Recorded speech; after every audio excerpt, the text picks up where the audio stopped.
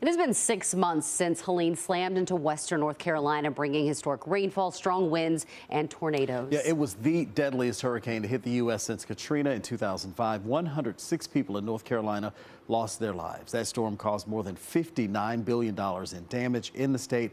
More than 73,000 homes were damaged, along with more than 1,500 roads. From nonprofits to hired contractors, the stories of survival in western North Carolina are a large part of what motivates them to help people rebuild their lives. CBS 17's Russ Bowen is in Buncombe County tonight, where an entire neighborhood, the whole neighborhood, still can't go back home. This is Beacon Village. These mill houses were built decades ago, back when textile was still king in this part of the state. It was devastated by Helene. I spoke to one contractor who's trying to bring it back, and it's definitely going to take some time. So when you first got here and it was time to get to work, or you were assessing what the work was going to be like, what did you think immediately?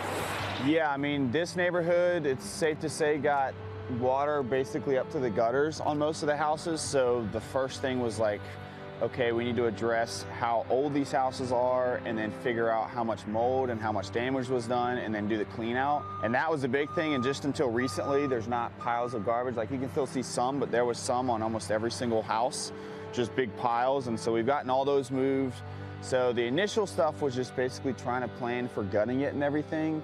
And now we're getting to a point where most houses are gutted, and it's now trying to figure out either who's going to rebuild them, or how they want to be rebuilt, or if the homeowners are going to stay, or what their situation is. As you're busy assessing all this over time, you start to meet some of those homeowners and you start to hear stories, right? Tell me about one that may particularly stand out to you. Yeah, we have a gentleman who lives on one of the houses down here that most of the homeowners that got water up to their gutters had to obviously figure out a way to get out, and most didn't know or see the water getting up as high as they did until it was too late, so they climbed up to their attics. And so him, for example, I'm pretty sure that he climbed up into his attic and was hoping the water was going to go down, and then ended up actually climbing back through his attic and swam up under through his house and popped out of a kitchen window. He lost his phone, which he actually ironically found 1 week, about 2 weeks ago, in the dirt, because they literally swam out of their kitchen and then got up onto their rooftop, and to my knowledge literally chopped their way through the roof to pull their pets out after the fact. So, and it's a pretty similar situation for a lot of the houses here. Like, you can see patches up on a number of different places and roofs that have been redone because people either cut their way out or they cut back in to save whatever they could. So that's just one example of a lot of people's stories here. So it really speaks to the resiliency of the people that live in Appalachia, to the people that live in these neighborhoods where they are built below a floodplain, that whenever you have times like this that you would have never thought would happen, that the best option that you do is the one that you think you can do the easiest to literally survive. When you hear these emotional stories, does it give you more drive? Does it give your team more drive? You're volunteer driven in many ways of what you're doing out here. Yeah.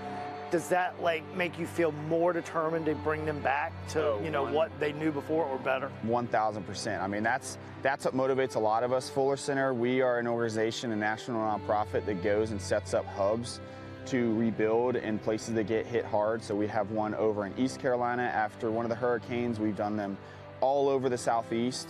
And that's one of our big things, is we like to get to know the homeowner. We like to rebuild their houses and ask them, do you want a closet in your bedroom now? Do you want your kitchen to be this way? What kind of countertops do you like? We really like to bring that human aspect to it, and not just be, okay, let's rebuild it to the same way and make it look okay and make it livable to move on to the next. We really like that aspect of making it to where it's their own. And Jacob says he thinks it'll be at least a year before most of these houses are occupied again. Russ Bowen, CBS 17 News.